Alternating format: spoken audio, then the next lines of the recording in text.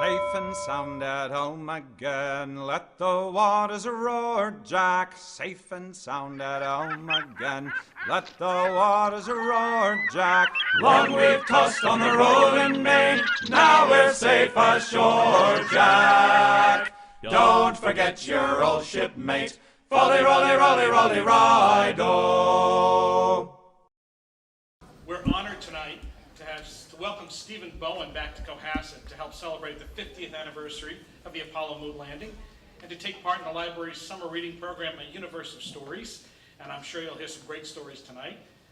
We all know that Cohasset graduates can achieve great heights, and Stephen, a 1982 graduate of Cohasset High School, literally went into space 3 times, logging more than 40 days in orbit according to the NASA website, which I checked a little earlier. A 1986 graduate of the Naval Academy, Stephen also earned an MS in Ocean Engineering from the MIT Woods Hole Joint Program in 1993. Stephen began his career working with nuclear submarines, so he went from the ocean to the skies, and became the first submarine officer to be selected by NASA as a mission specialist in the year 2000. I'd like to thank the town's Community Services Group, which is the Paul Pratt Memorial Library, Safe Harbor, Elder Affairs, Recreation, and Veterans Services for collaborating on this event today, and the opportunity Stephen had earlier to meet with the kids at rec camp and to meet Cohasset families at the library. Let's all give a warm welcome to Cohasset's own Stephen Bowen.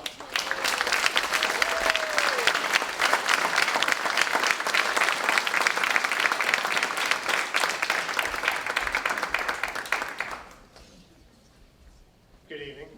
So I was thinking earlier today, 9:32 this morning, what was everybody doing?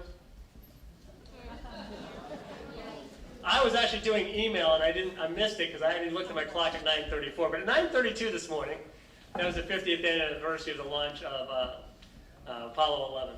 And so 50 years ago today, was the first time man reached out and basically touched the moon. But what's also interesting, I know we have a crowd here that's a little bit, on average, older than most of the schools I talk to. So usually I ask this question the other way, but this time I'm going to ask it this way. Who here was born after October of 2000? So everybody raise your hand if you're born after October of 2000. Okay. You people are a different species. So while 50 years ago today was the first time we went into another planetary body, basically, October of 2000, we left the Earth permanently. We have had people continuously living in space for almost 19 years. And so for about a third of the Earth's population, they don't know this place without somebody living in space. And I don't know if we've really started to grasp that, or even if anybody realizes what significance that is. We're no longer tied here to Earth. When we look down at Earth, we're looking down at Earth, and we can see the whole, which is pretty amazing. So thinking back 50 years ago, I got a couple siblings back there somewhere. I don't know if Danny remembers. Danny? Where's Danny? Hey, Danny, you remember watching the moon landing? Okay, so he's a year younger than me. So you're watching a grainy video. I mean, if you watch the video of Neil Armstrong stepping on the moon, it's really grainy. Then think back about the TV sets we all owned at the time, which was really grainy. So we were watching grainy video on top of a grainy TV set. And for us, it was black and white. We didn't get a color TV till after the Bruins won a Stanley Cup. So, we all had our demarcations to these things. And just think of the world that has been transformed since then. The technologies and the capabilities that we have garnered really from, I blame space exploration for why I became an engineer. I mean, it really piqued my interest and it led me along that path, I think. And I think that is really the greatest contribution to humanity that the space program did. But there's a lot of tangible things as well. So this is a nice work day on orbit, but didn't start there. Let's see. Is there anybody else here that is in that picture?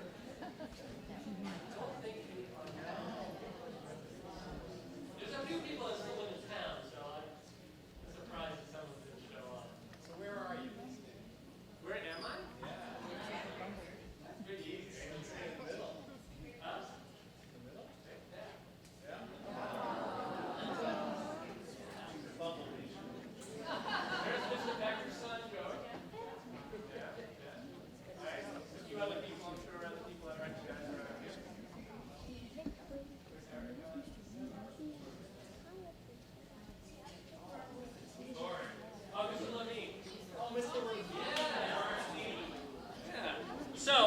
show this picture. So this is, I should probably stand near the microphone. So I show this picture everywhere I go. I don't want to. All right. So I show this picture everywhere I go. And the reason I show this picture actually is for something we did not during the school year, but the school year at the end of the school year before. So we used to move up to the next grade a week early and get oriented and all that. So at the end of the 5th grade, the U.S. Postal Service was changing the price of stamps from like 10 cents to 11 cents or some exorbitant rate like that. And they had a contest where we all drew pictures and submitted them to see, get one selected to be a stamp. Mine, of course, did not get selected. I was not the artist my siblings were. But I drew the Apollo Soyuz program. And I always remember that that was the thing I submitted. And the other reason I like to show this picture is I like to talk about school. And so the first story I tell actually has to do with where I was earlier. I actually walked into the room that was my kindergarten classroom, and then I walked to where my 1st grade classroom would have been at the Osgood School. In 1st grade, I had Mrs. Basilier as my teacher, and Mrs. Tewksbury took over for her. But in those days, teachers would tell you things. And so my teacher told me, Mrs. Basilier told me, Steve, you are in the lowest reading group. And some of my classmates can probably figure out who were in the higher reading groups. But being stubborn, I worked real hard. I learned to read. By the end of the year, I had moved up to the highest reading group. And I learned a couple things. One was, there's probably some reason these teachers are teaching us stuff. So if there's something you're not quite getting, maybe if you pay a little more attention to it, maybe you'll figure out why they're trying to teach it to you. So I kind of followed that path along the way through school. And then the other thing I learned was I really like to read. So I spent a great deal of my time reading. I still do. Still like to read. So after, oh, is it working? This way. There it goes. Wrong way. This way. Complex technologies. So this being the library's program, I thought I'd point out some of the great reading that we had as children. It's funny, but this was the first book I ever owned. This was not 7th grade. My 7th birthday, I got this from my sister. And it turns out that this is a true story, and it's highly related to where I live now down near Galveston. But I'm not going to explain why. So you all can figure it out if you ever go chase this book down. Of course, you had the Hockey Stars of 1971, everybody's greatest literature, Stan Fischler. I did read War of the Worlds. I had this, not this particular copy, this is a hardcover picture, but I had this paperback version, which I got off the bookmobile in like 4th grade. And I've reread that book I don't know how many times. As a matter of fact, right now on my iPad, I have a copy of the old movie. But it's, these are the things that, when we talk about children reading, sometimes people want to throw things at them that are literature. And clearly, I was not reading literature at all times. And sometimes it doesn't take literature to get you motivated. So, this is, of course, Sandy Beach. And so after I graduated from Cohasset High School, I had done well enough that I kind of had a chance to pick where I wanted to go to school. And I chose to go to the Naval Academy. And at the Naval Academy, I studied electrical engineering. And I followed that same concept there so that I did pretty well. And when I graduated from there, I chose to go in the submarine force. Of course, I wanted to fly, and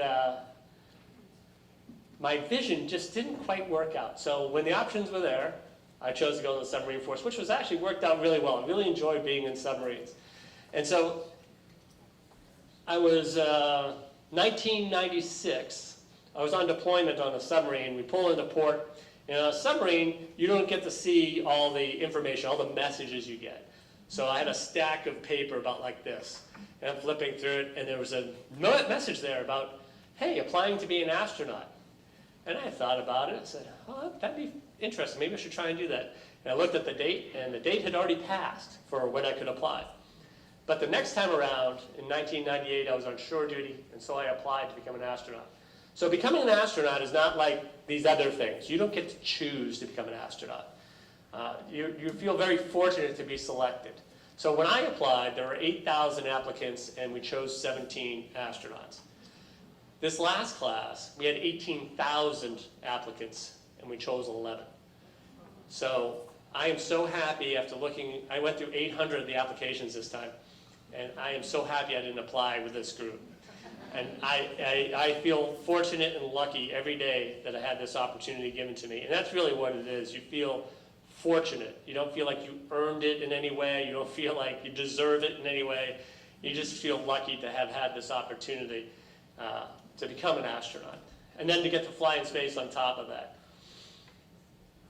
So in between, I did submarines for 14 years. And like I said, I really enjoyed it. And these are the submarines I was on.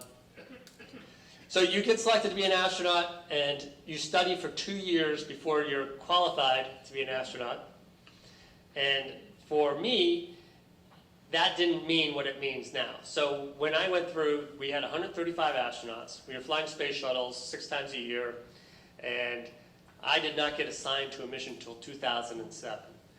So the group that's going through now, the 11 that are going through our astronaut candidate program now, they'll get done with their 2 years as astronaut candidates, ASCANs, which may not be the best term of endearment, but I think it's, yeah, it could be worse. But they'll get done here in the next couple months, and more than likely one of those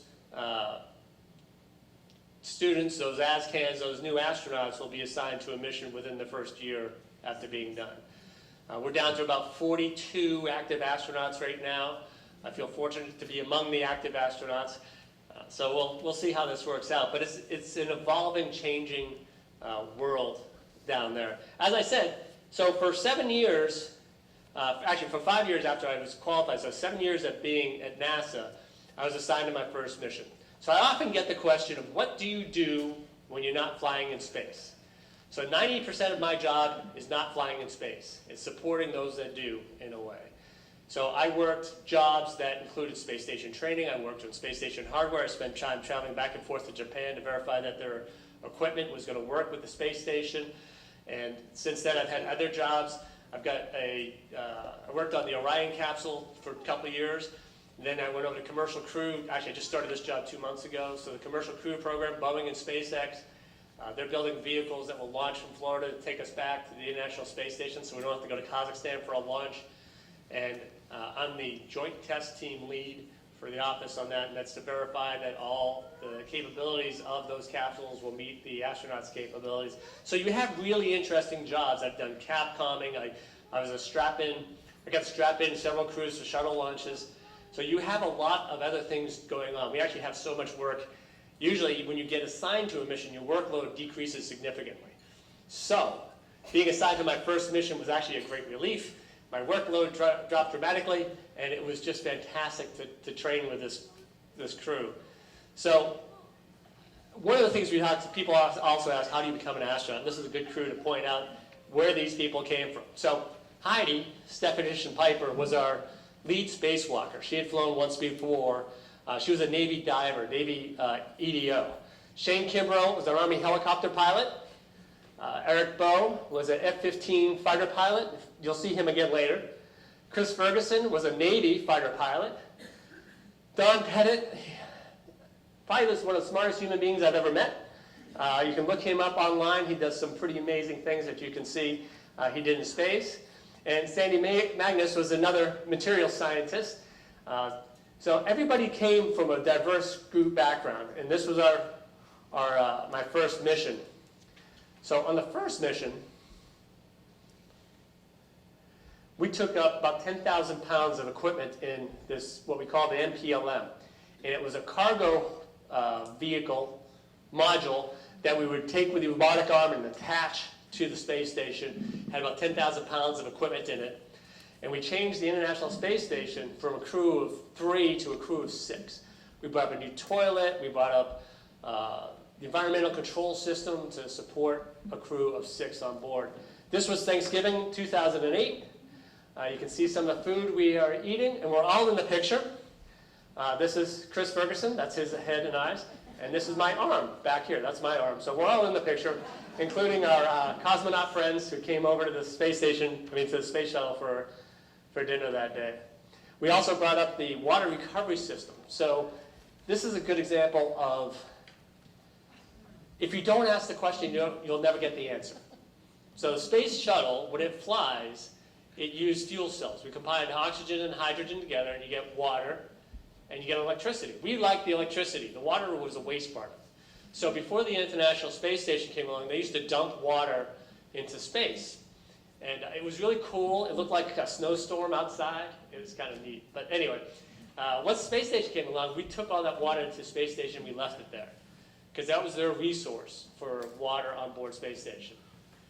When the shuttle was going to stop flying, what were we going to do? Water is a pain to fly. It's weight. It's every kilogram you fly just costs money and up mass.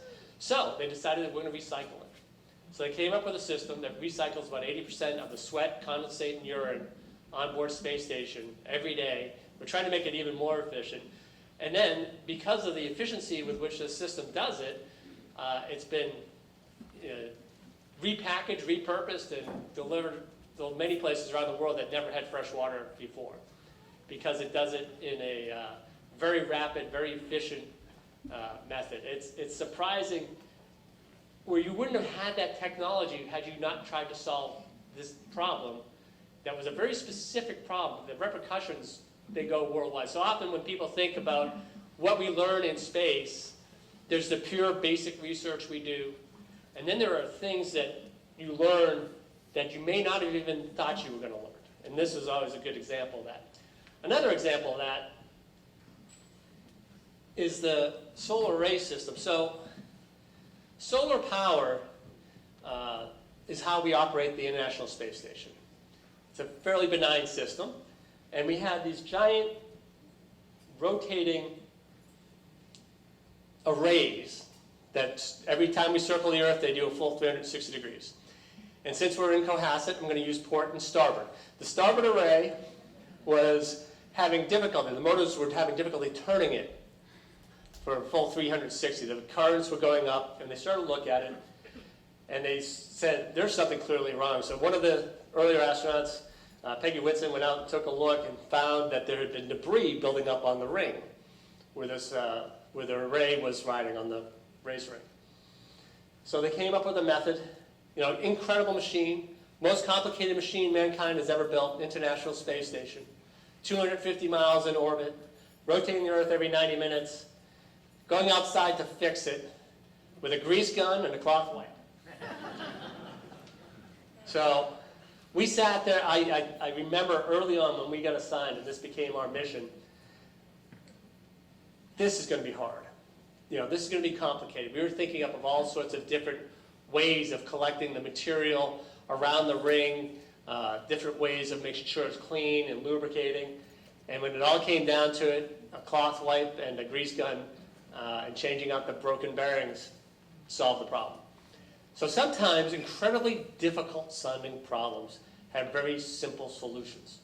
You kind of have to step back and say, okay, what are we really doing here? What do we really need to do? And so the engineers who came up with this method, we've actually done it to the other side as well and preventive maintenance. And then we actually used a similar system for the robotic arms to keep them operating. But that was one of the great lessons I learned from that flight. So I came back to Earth after my first flight, and we all got our technical jobs, and I had a great job, as I said, strapping in crews for launches. I'd go to the Cape, set up all the switches. It was really, when I think about it, it's actually pretty amazing that you get to go in and you set up all the switches before launch. You actually take the crew and you help strap them in, shut the door, wave bye-bye. You're the last person to see them on Earth. And hopefully, when they land, you get to be there. I never saw a landing. I put people in, 4 or 5 shuttles. And every time they wanted to land, I was at the Cape for a landing, they landed at Edwards. And when I was at Edwards, they landed at the Cape. So I never saw a shuttle landing. So I know other people who have, like some of my family have seen shuttle landings, and I have not seen a shuttle landing. So after a year or so, we're coming up toward the end of the space shuttle program. And the first time in about a decade, NASA assigned a space shuttle crew where every single person on the crew had flown in space before. And so this was my crew here, STS-132. And everybody here had flown in space before. I'll just run through them. So Mike Good, he was an Air Force flight test engineer. He actually now works for Blue Origin. Tony Antonelli, Navy fighter pilot, works for Lockheed Martin.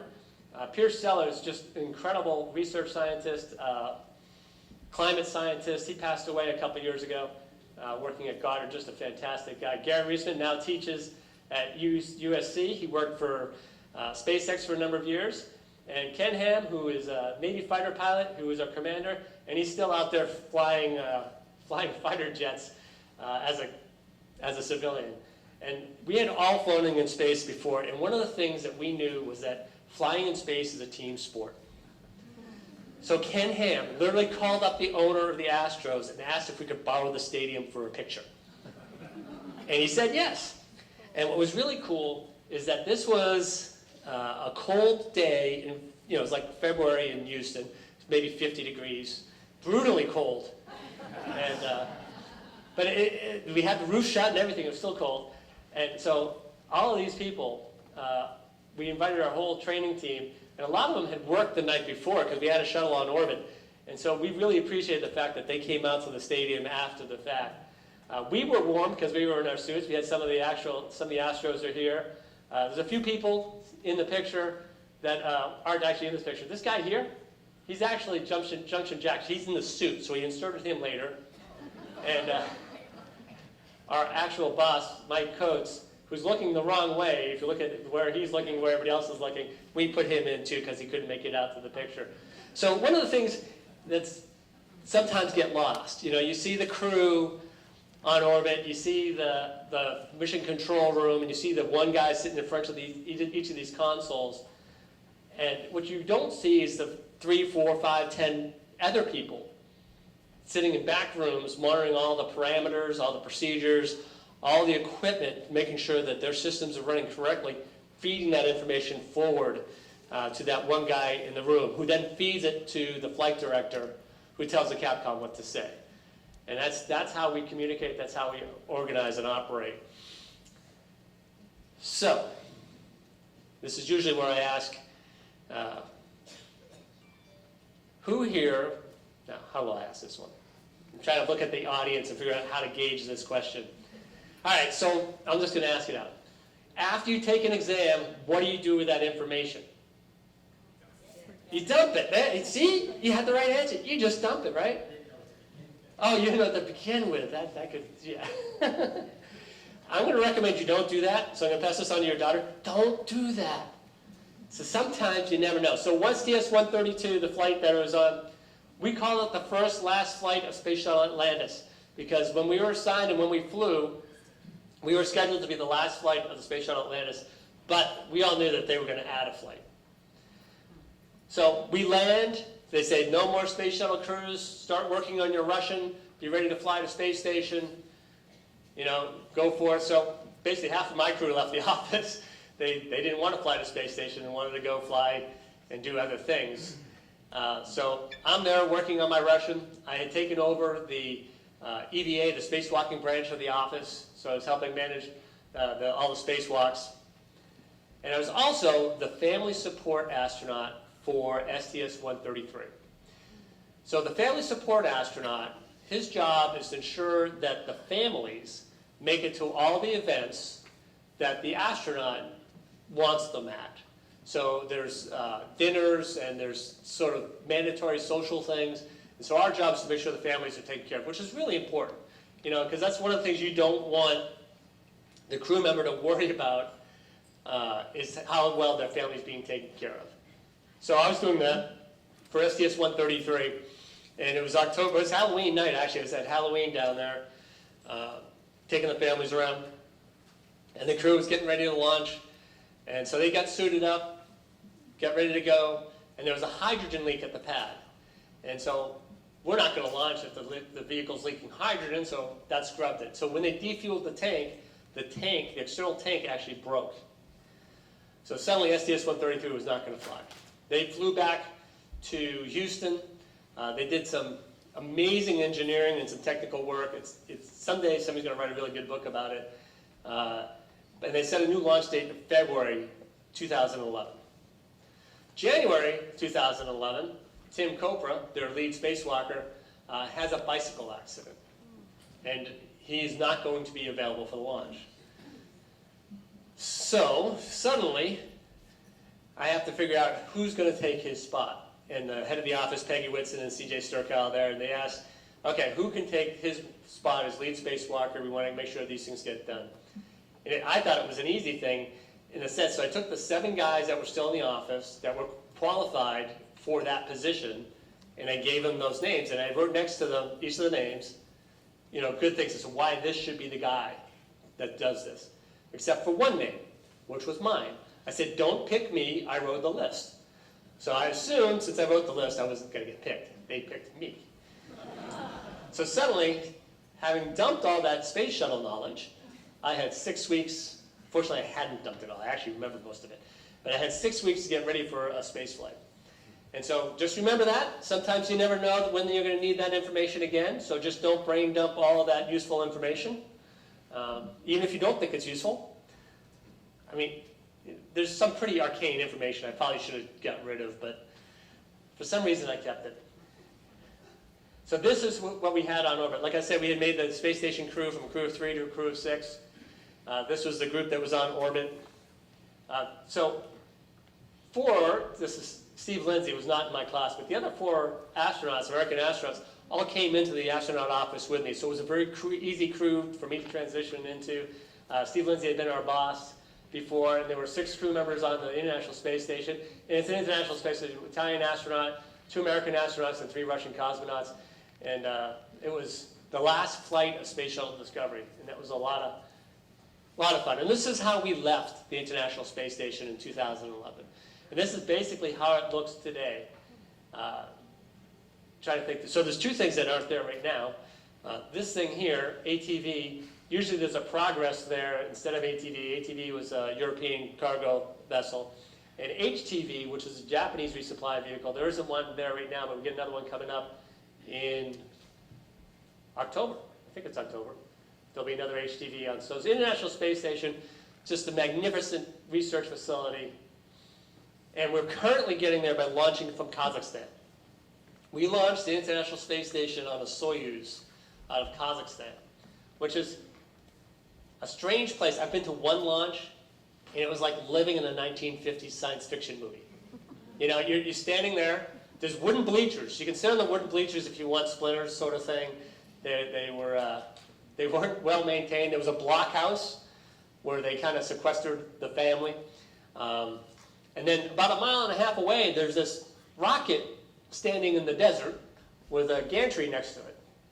About 20 seconds before it launched, the gantry falls away. And the only reason I knew when it was going to launch was because I was standing next to the public affairs guy for NASA who was doing commentary. And he was getting the time from Houston fed into his ear, so then he could talk to send it back over the airwaves, over the internet. So I was standing there and watching a Soyuz launch. It's bizarre. It's incredible. I mean, this vehicle's been working great for 50 years. But we would like to be able to launch from Florida and get there on our own. So we've been developing, a couple of companies have been developing commercial crew vehicles to take us there. And so you have SpaceX and Boeing. And SpaceX has already done an uncrewed mission to the International Space Station earlier this year, which was very successful. They had some testing problems a few months ago that it's probably caused a little bit of a delay. Boeing is getting ready to launch their uncrewed mission sometime this fall, and that'll be really exciting. And then they're each going to do a crewed test flight with 2 people for the SpaceX, and then on the Boeing vehicle, we're going to have 2 astronauts and 1 Boeing crew member. And the Boeing crew member is going to be Chris Ferguson, who you saw earlier. He now runs the Boeing's program. But so hopefully we'll be flying from Florida soon to go to the International Space Station. So the International Space Station is an incredible research facility. As I said, it's been permanently manned for almost 19 years. And it's just an amazing place for, I am big on it for the engineering behind it. because we actually built this thing in 16 different countries, and every piece fit and worked together. So that tells you how precise the standards were. This is awfully geeky, I'm sorry. But how precise the standards were that allowed them to build everything to fit together in space, because they never met each other on the ground. And it's just an amazing accomplishment. But that's low Earth orbit. And we want to turn low Earth orbit, as we're starting to, over to commercial entities. So there's already a program to look at how to lease portions of the space station to commercial enterprises to see if they can find a way of making it, they can make it profitable. They just, will find a way of managing this. It'll be pretty exciting. And that's so NASA can now extend back deeper into the space. Sort of like how you develop the frontier. You get there, we sent out Lewis and Clark to map and navigate across the country, and slowly things progressed from there. And so we've stepped away from low Earth orbit, and we're trying to go deeper. Initially, we'll go to the moon, and then on to Mars. We've already actually done one test flight of this system. So EFT-1 in 2014 was a test of the capsule design. And I talk about this one in the sense that, you know how you watch Mission Control? And those guys were bored. It was awesome. Everything was working perfectly throughout the 6-hour mission. And they had nothing to say, nothing to do. I like my spaceflight nominal. I do not like it exciting. This was a perfect case of how nominal is great. So we do have a projection for what this evolution is going to look like. So EM1, so the first flight to the moon, it's actually going to go around the moon. It's going to be in a trajectory that's going to take them out beyond the moon and back. They'll go deeper into space than any human has ever gone before. But that's really a test flight for the system. EM2 is actually going to put people on the moon. We're building an outpost called Gateway, which you can see there toward the end, which will enable us to go to the Gateway, get pre-positioned and ready. It'll have a lunar lander there. They'll drop it to the moon, come back up. They'll refuel it. That crew will go home, come back. Some other crew will come back. It'll be a tended space station that will enable access to the moon. And this is that first mission. Like I said, it's a free return flight, which means if things don't work, we're still going to get the crew home. And this is actually sort of an artist concept of what this is going to look like when it flies, but it's pretty close actually as to what Orion is going to look like on its way to the moon for the first time. So, but today, I thought this was really cool. I have never seen, I'm going to do this real quick. I have never seen this many opportunities to see the International Space Station in one place in 1 week in my life. 3 pages. If you guys don't see the International Space Station, and the next week, don't blame me. All right? And tonight is like the best one of them all. So tonight at 9:42 p.m., some of you might still be awake. I know that guy in the middle back there will not be. Jackie, he goes to sleep about 8. He's a little old. But about 9:42, you'll be able to see the International Space Station. It's going to be about 42 degrees, about 45 degrees above horizon.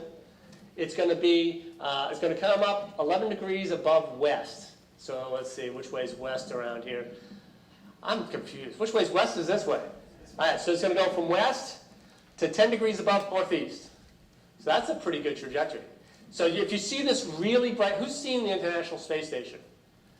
Yeah, it's a really bright star out there. It kind of looks like an airplane at first, and then you say, oh, there's no flashing lights, and it's just cruising along. It's really cool. So we actually have 3 crew members up there right now. I usually like to go out with food, eating something good or drinking something good, because they're not. I like space food, but I like all food, so that works out pretty well for me. But not everybody likes space food. So if you have something good and tasty, they get great view, just lousy food. So, and then there's so many other opportunities over the next week or so. So if it's 5 or 6 minutes long, those are really nice. Some of them are a little odd, 1:45 in the morning. So what you're actually seeing is the space station is still in sunlight, and you're in darkness. That's the circumstance. So they're above the horizon.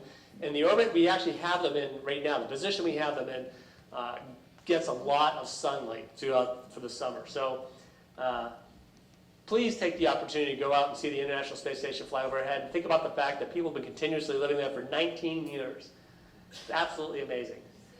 Yes? Yeah, if you type in ISS sightings, that's all it takes. And you'll get this really long list. And so I put ISS sightings, it tells you where to pick. I put Cohasset down, and it gave you the closest point that they have a reference to. And it's actually I think it's at the base of Hull is the reference point that they use. So all these are really accurate. And it's really surprising, at least it's still surprising to me. I'm not sure why this should be surprising, but the times work out. It actually shows up when it's supposed to, which is really kind of neat. You know, clouds get in the way, but I think we'll be okay tonight. And so this is what we look like from space. This was we took this on STS-132. And yeah, that's where we are. My arrowhead may not be precise, but I think it's pretty close. And that's an image from the Hubble Space Telescope. So I always end with this one too, only because I'm from up here and most people aren't. But I have a video I want to show. And I think it does a really good job of showing how a space flight actually works. It shows us getting the vehicle to the pad, and then the crew showing up. Well, you'll be able to watch it. And then the music is kind of unique too. And it's because of the music I just can't give this video out to people. Not because we use the band Muse. They were doing a tour of the Space Center one day, and crew member Garrett Reisman basically cornered them and asked them to use their music, and they said, sure, talk to our lawyers.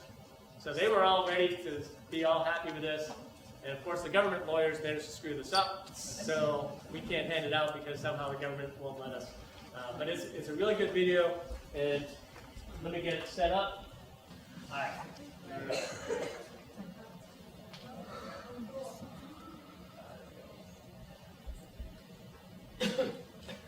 Right, now it's about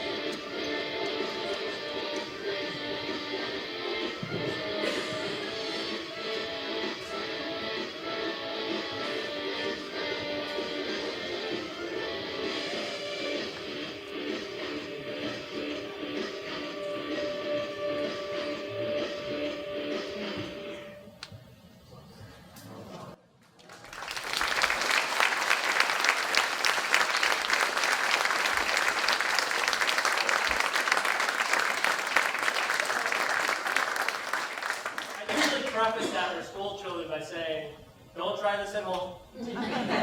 Although my gymnastic skills are clearly demonstrated, the finesse is still not there. Very much. The other thing is, astronauts are allowed to play with food and you're not. I want to make sure that gets out there so that, small, impressionable children are paying attention.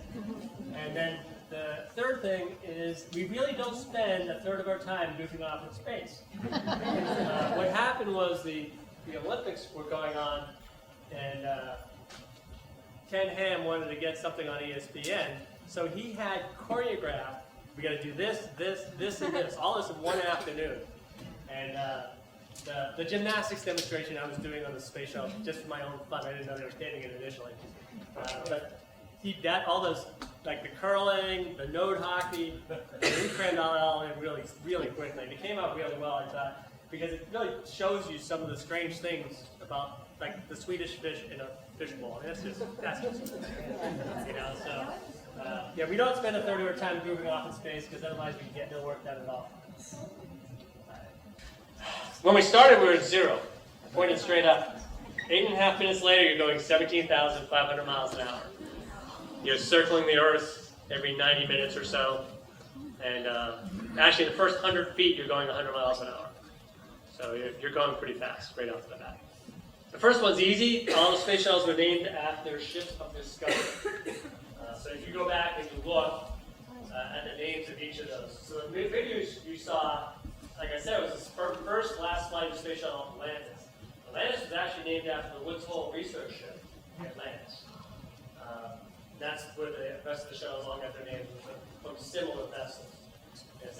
How they pick astronauts, generically how they pick astronauts, as I was saying, is sort of you have 18,000 applicants and they pick 11. There's really no perfect way to pick astronauts. They pick, so you screen them, and you get down to a pool of about 125, 150. You bring them down for a first interview, medical testing. Medical testing screens out about 30% of those. Then you get that remaining group. You do an initial interview, and you bring back 40, 50, 60 for a final interview. And so in that final interview, every single person that you're talking to is clearly qualified technically to fly in space. They're just incredible people. And, so what you're really trying to figure out is, could I spend 6 months with this guy on orbit? When her stories become so boring after a couple of days, would this person be willing to contribute? Are they going to, the whole getting along with others, functioning in a closed environment is really a difficult thing to assess. And so one of the ways they do that is who they pick. I think they've done after my class, they've done much better. My class, I think, has gotten a little bit better about how they pick somebody. They look for people who have operated in hazardous environments in a team, on a team or in a group effort. Like I said, we have scientists who wintered over in Antarctica or done exploration on a research vessel at sea for 6 months.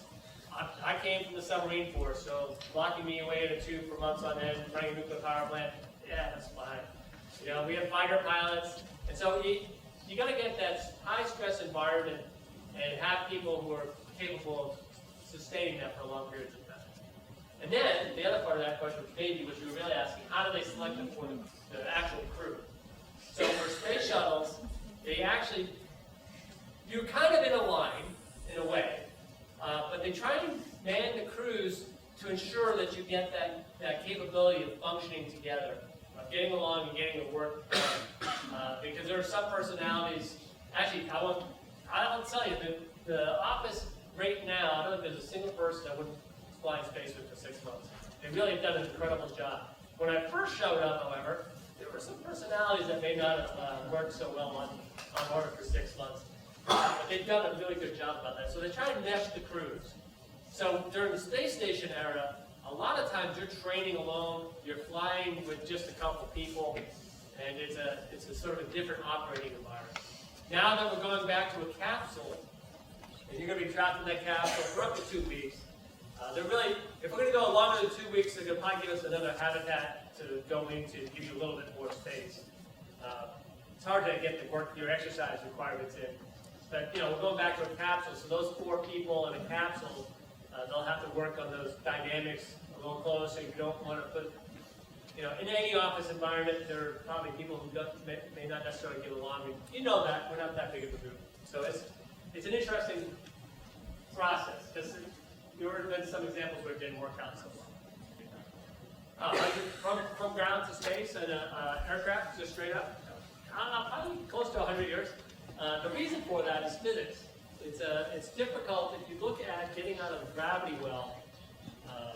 In our current propulsion system, it makes it difficult to get that speed starting on the Earth with sufficient propulsion. So there are ways that they're talking about doing this. In a sense, there's a company that's going to loft a body up on a balloon to get it about 50,000 feet before they start the engines. And that'll get, that way you just save that much energy and you'll be able to carry that much fuel. There's another one that's talking about refueling a vehicle and then getting it up. So it's not outside the realm of possibility, but it's outside our realm of technology right now. Like one of those classic questions nobody ever asked. Because everybody thinks everybody's asked it before. So I said it earlier, I really think that watching sort of the Apollo program, Skylab, early shuttle missions, really led me on the road to becoming an engineer.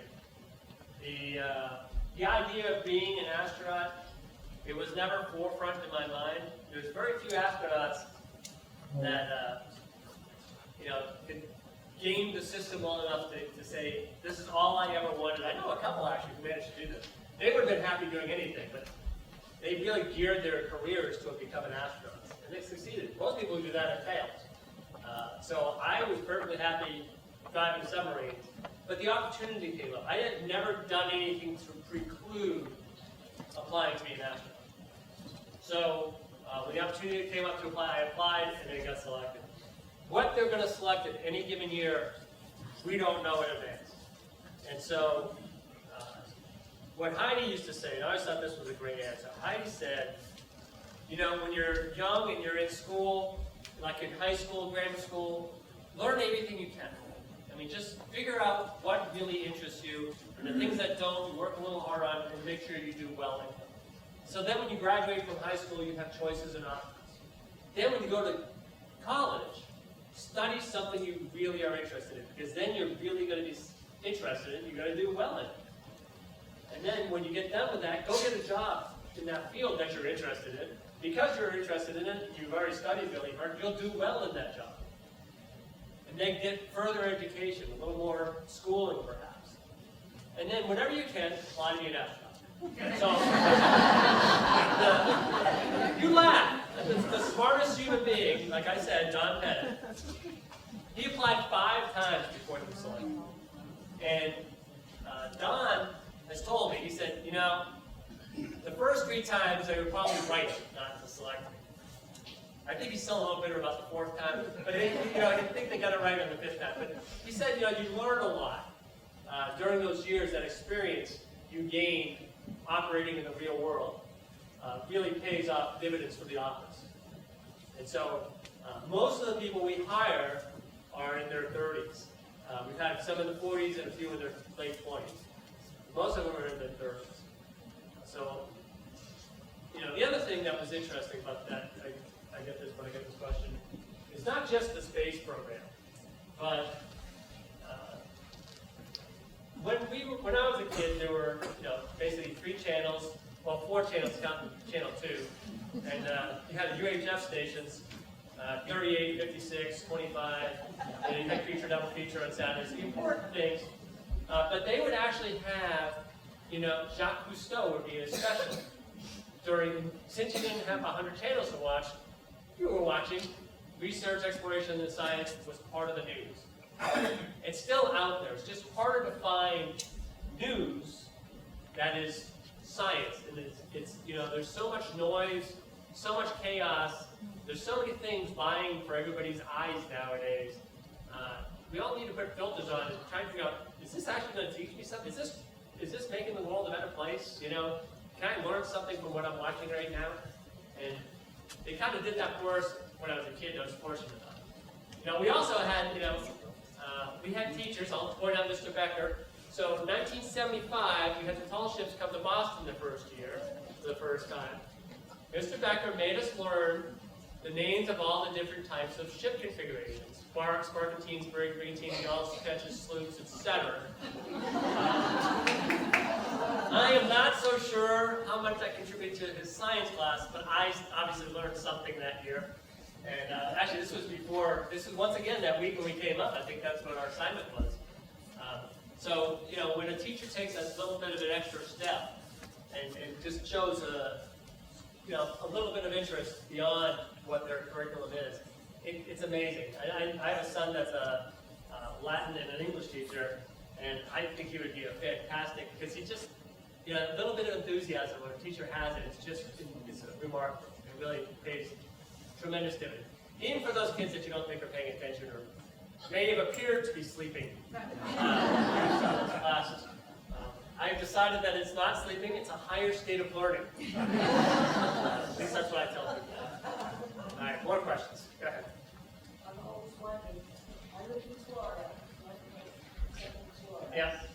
and when I knew that shuttle was coming, so I was just outside my door, and my kitchen was rattled, the dishes were rattling, Oh, yeah. the kinds of beer Yeah. were rattling, I'd run to turn on the television, and the shuttle was landing. Yes. So how fast was it going? Okay, so this is I know we got in trouble when my first mission, we landed at Edwards out in California, and I was up on the flight deck for that flight, and we broke windows in LA. We were coming in. So Eric Bowen, who I flew twice with, great pilot, he said, he looked out the window. We've done our deorbit burn, and we're coming in to land, and he goes, boy, those clouds are a lot closer. They're moving real fast. He said he had never felt that feeling of speed until coming into land on the shuttle. He called California. We were still outside the Catalina Islands, but he could see the landing site in California at Edwards. And actually, this patch here, this Mach 25 patch, that's how fast we're going. We're going 25 times the speed of sound. We're moving into the atmosphere. And yeah, it might rattle some windows. Yeah, whatever. It's fine. It's an earthquake. It wasn't us. It was natural. It was actually cool. So before I became an astronaut, I was stationed in Tampa. And I had my kids in the car. We had gone to a beach party with my command, Special Operations Command.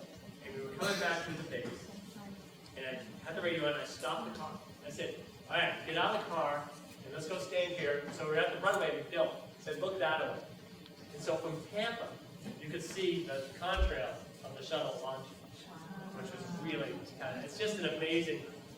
Has anybody seen a launch? They're incredible, aren't they?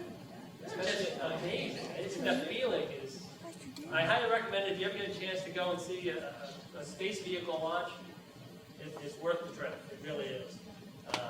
SLS will be something altogether bigger, because that's even bigger than Apollo was. You know?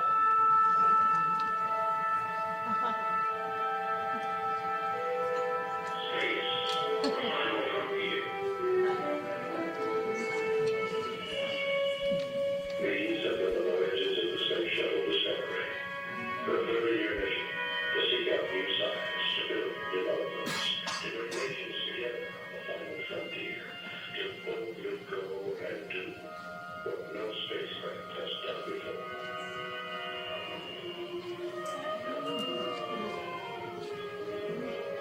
This is not what I meant to show you entirely, but this is cool.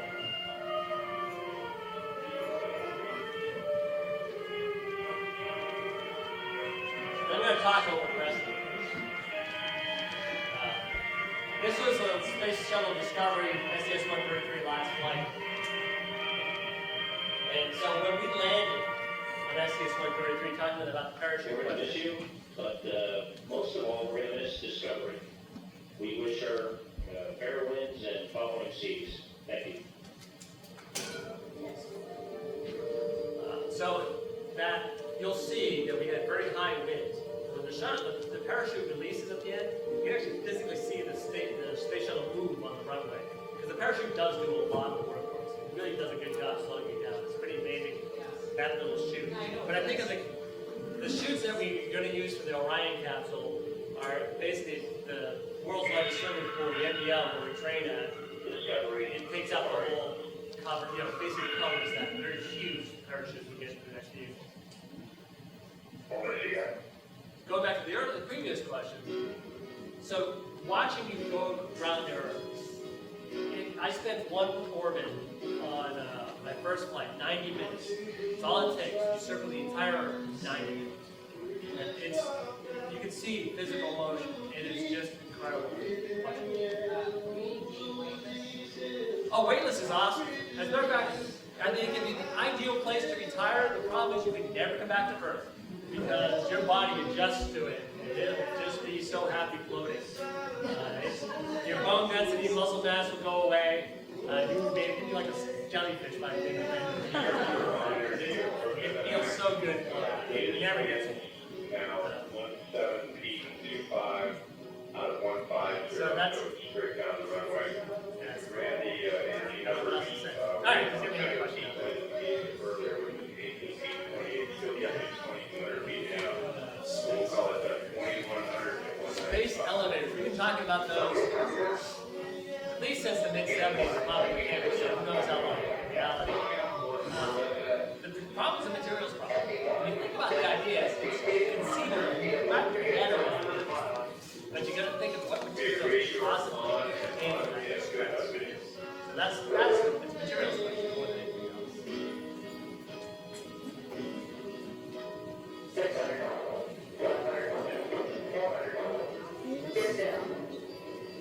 So one of my sisters made her see this landing. I never saw it landing. Like I said, some people can see it. So you can see how windy it is.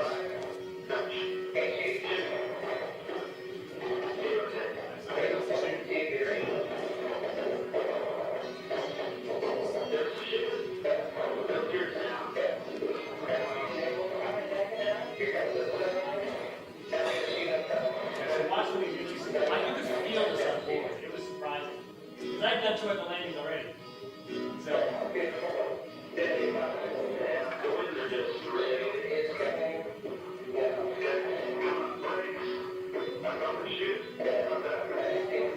You could feel it was like, wow, I've never felt the chute being.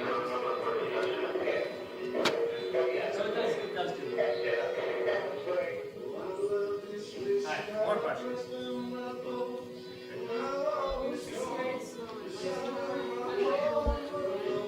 A moment of panic during the space flight. No. So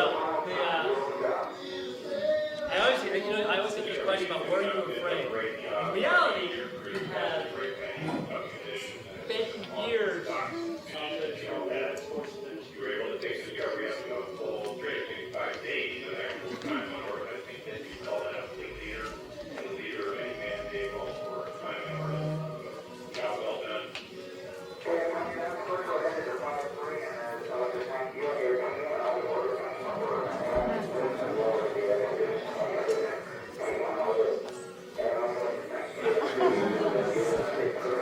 Here's the last flight.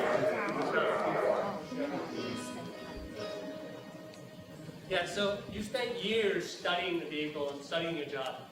And so by the time you step on board the stage on the vehicle, you've accepted that part of the risk. So you spent years studying the vehicle.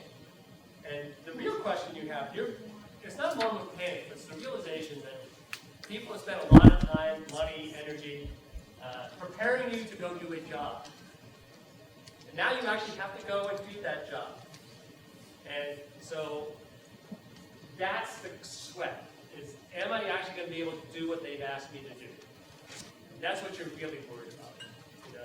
You bought into everything else. You put yourself in there. It's really funny. It's Tony Antonelli, fighter pilot, the pilot on STS-132.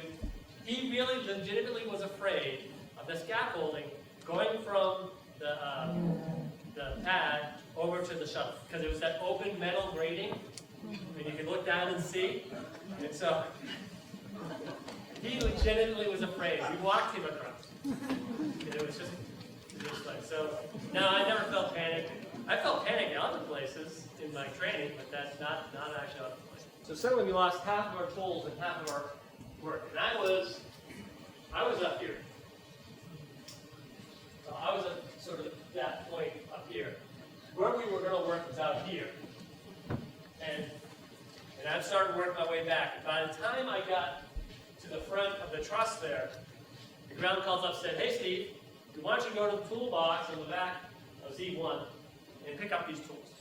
They had already found another way of doing the task with the equipment that we had. And in reality, it worked out better.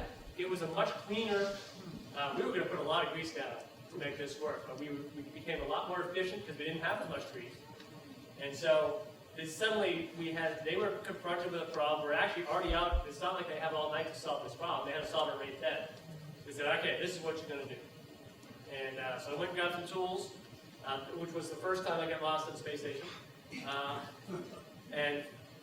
We went out and we did the job, and it worked out cleaner and better than what we would have started with had we not. And Heidi said, we had a press conference, I think the next day or the day after that, and she basically said, "Hey, if it took losing a tool bag for people to pay attention to the incredible work that's going on the space station, it was possible in a lot of ways." They always talk about how much it cost. It was a canvas bag with plexiglass covers. The grease was kind of expensive, but it was, a lot of money to certify it to fly in space, but it was really not technically that difficult a bag. So getting lost on space station, I should probably explain that comment. So in the NBL, when you train, the sun is always out. When you go to space, the sun sets. And so I had been on the front part of the space station. I came back, I went up to this toolbox, which is right behind that antenna right there. And the sun set, and I'm like, how do I get out here? Which way do I go back? And basically they said, follow your tether. Your tether came from where you were. For the most part. It's not entirely true, it does move a little bit. That's how I got back. The second time I got back, I had no help at all. What happened was I was, my last space shuttle flight, I was working, I had actually gone over to the Russian segment to do work. They had sent me to the Russian segment to pick up a piece of equipment that had been left there. And in the NBL, where we train, world's largest swimming pool, we don't lock up the Russian segment of the space station because there's not enough room. And so every time I had gone to pretend to go back to the Russian segment, I had gone a certain path. On orbit, because everything was, there's no up or down, I went the opposite way. So I'm suddenly back on, I get back, and I'm going back down this Russian segment and go, this doesn't look right. I shouldn't be so close to thrusters. So I said, okay, where am I? They said, we can't help you. We don't have cameras looking that way. So they said, take your helmet camera and pivot around and see if you can figure out where you are and we can help you from there. So eventually we did figure out how to get me back home. I said, we got my work done too. But sometimes it's not so easy. It's not as easy as you think. Or I should pay better attention maybe. Go ahead. So, were there some significant differences between the Russian and the American segments of the space station? Yeah, there are actually very significant differences between the Russian and the American segment space station. Their electrical system is different than our electrical system.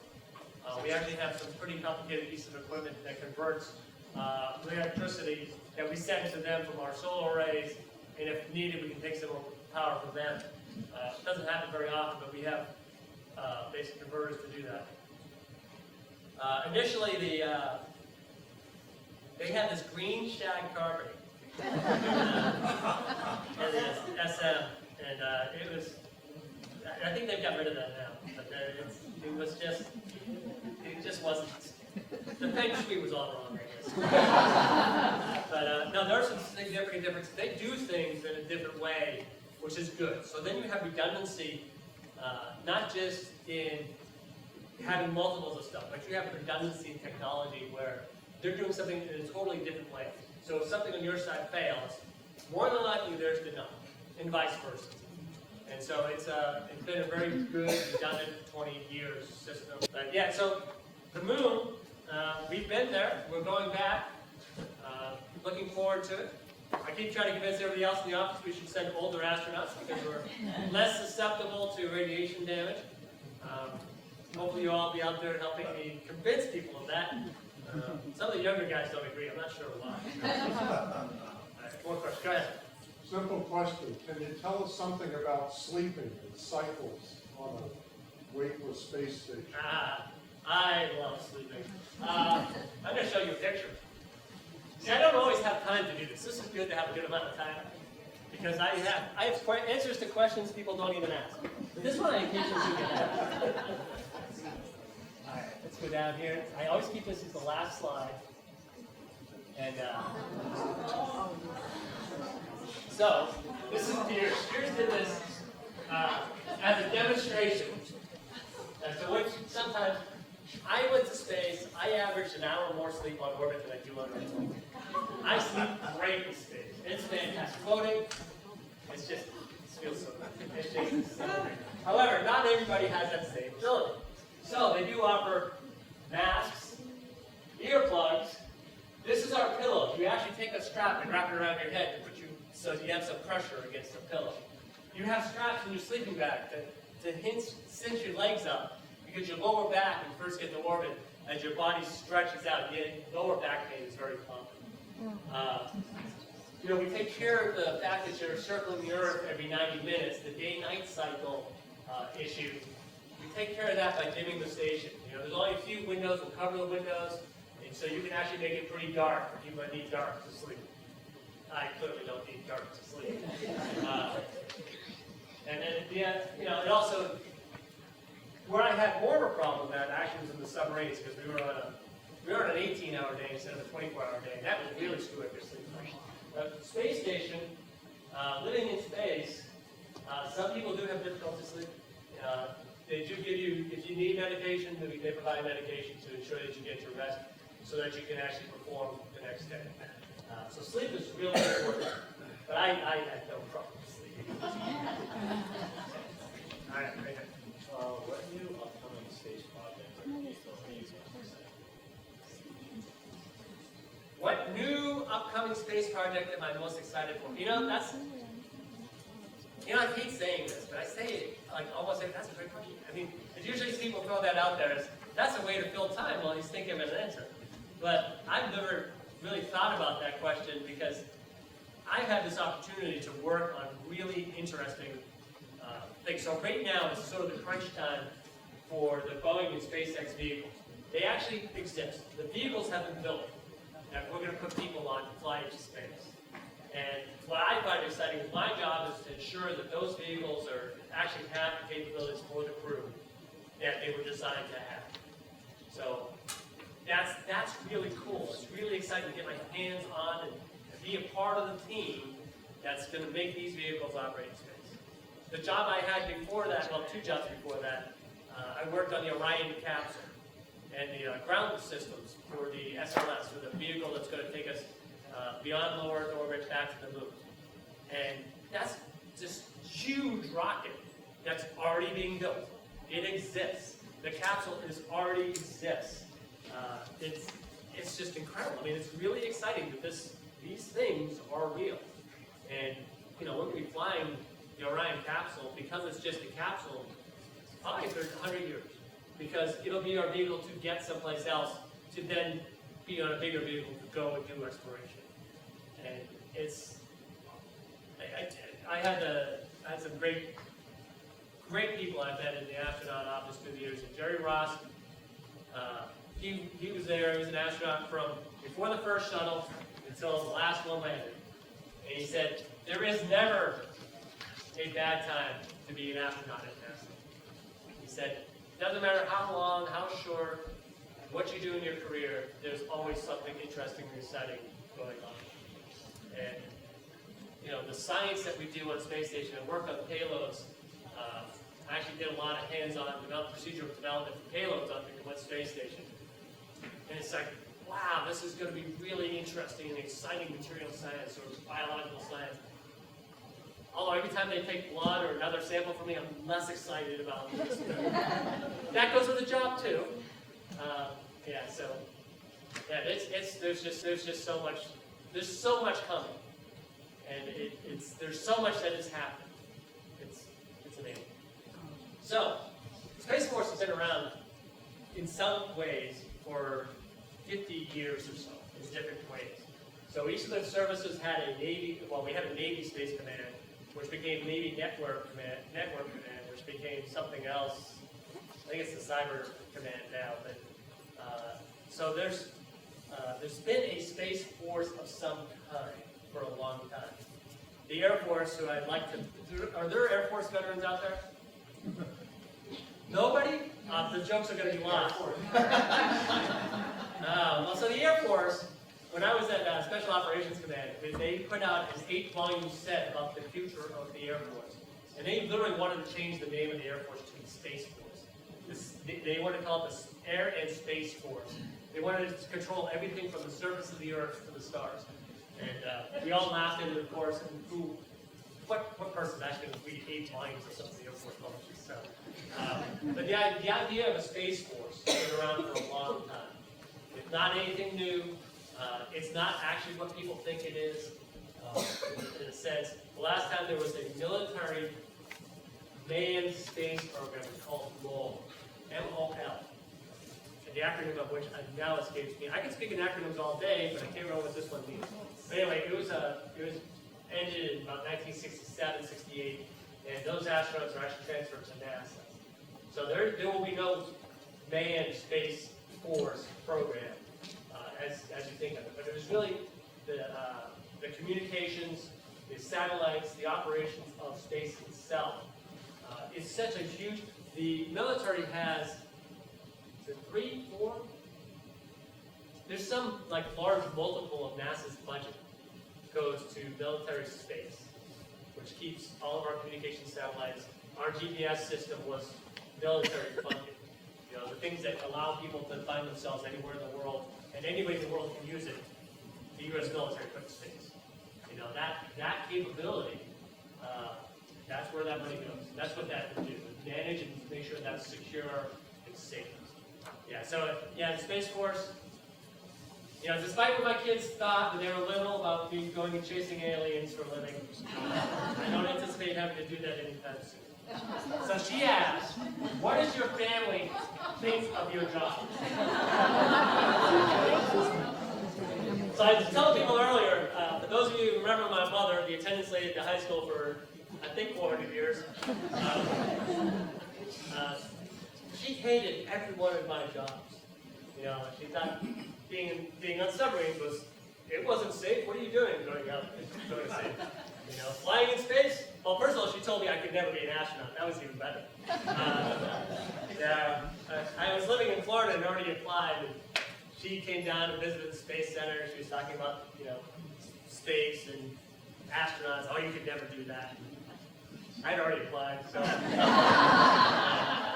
But my immediate family. So I have the most amazing family. I have the most amazing wife. She's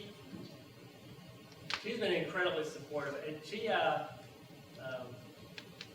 would fix my essays when I was applying to MIT for grad school.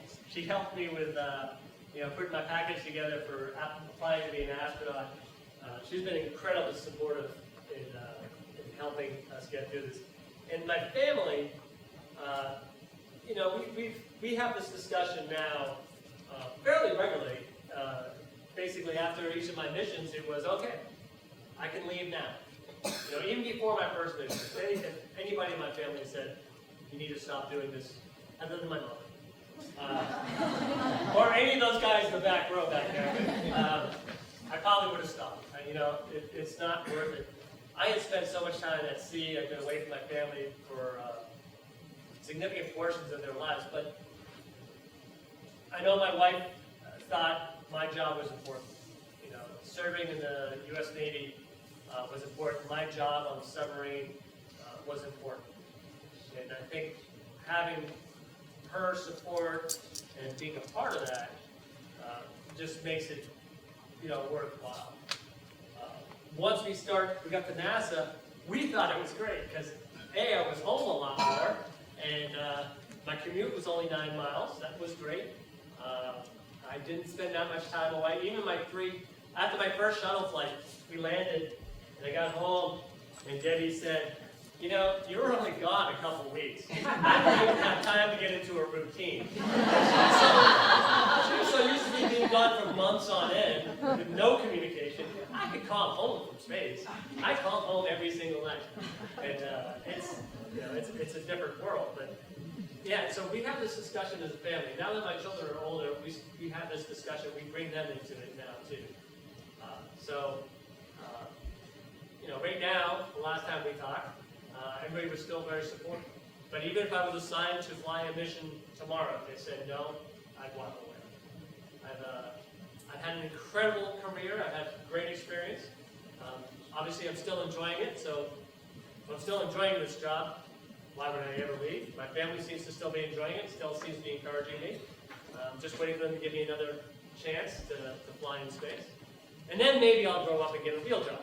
But not anytime soon. All right, well, thank you. I do have something for Megan, since she's here. The library was the motivation for this. Actually, this is a summer reading program. Who put that up? The state? Yes. All right, so the state basically convinced her to invite somebody up, and I get to be that person. So I have this presentation item. This patch and this flag were flown on STS-132, which is the crew from the video. So it's got 4.9 million miles. So if I was paid on a mileage rate, I wish I was. And 186 orbits of the Earth. So thank you very much for inviting me.